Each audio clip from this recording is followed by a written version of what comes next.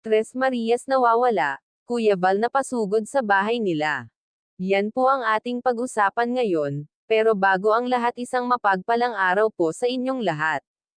Sana po nasa mabuting kalagayan kayo ngayon. Una po sa lahat, wag natin kalimutan na suportahan ang ama ng Kalingap na si Val Santos Matubang at ang anak nito na si Kalingap Rab.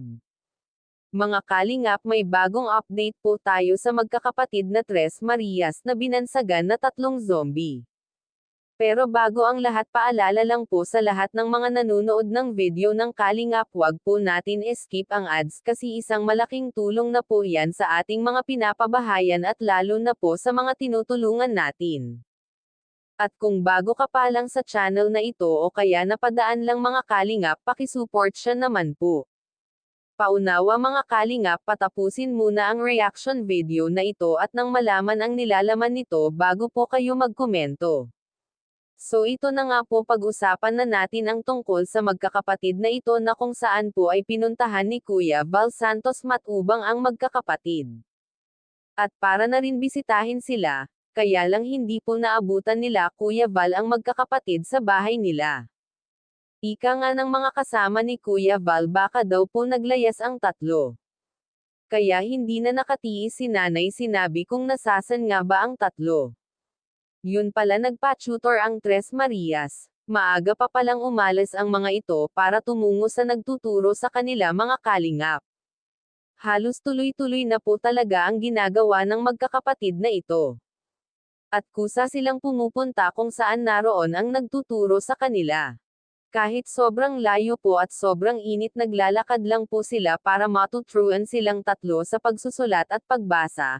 Kasi ika nga pala ng tatlo, gusto nila na pagpapasok na sila marunong na sila at masanay na may ibang tao silang nakikita, at nakakausap mga ka-viewers. Dito pa lang sa ginawa nila Narami ang naaawa sa kanila at gust na po silang tulungan para makaranas na sila ng magandang bossy at para matupad na rin ang gusto nila na magkaroon ng magandang bahay. Konting tiis neng po, malapit na mangyari yan. Kasi nag-iipon na po sila Kuya Rab ng pangbayad nila sa lupa, kaya konting tiyaga na lang po.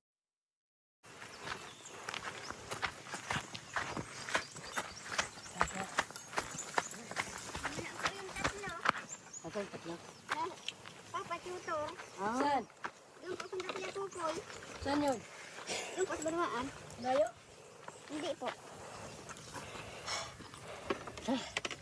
Init, paano po? Papa, tutor po.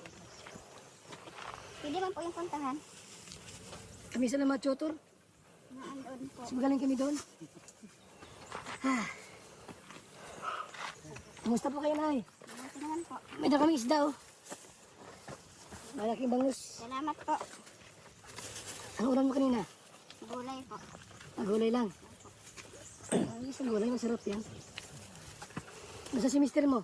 Nagtatrabaho po sa pinyahan. Araw-araw, no? Opo. Ano oras umawi dito?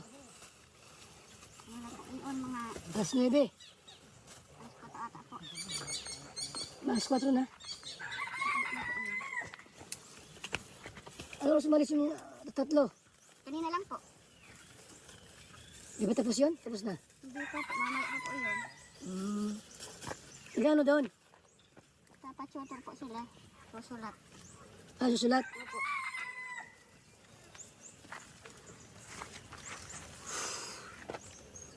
Talaga dito sa bundok, ano? Wala kang marinig na tricycle.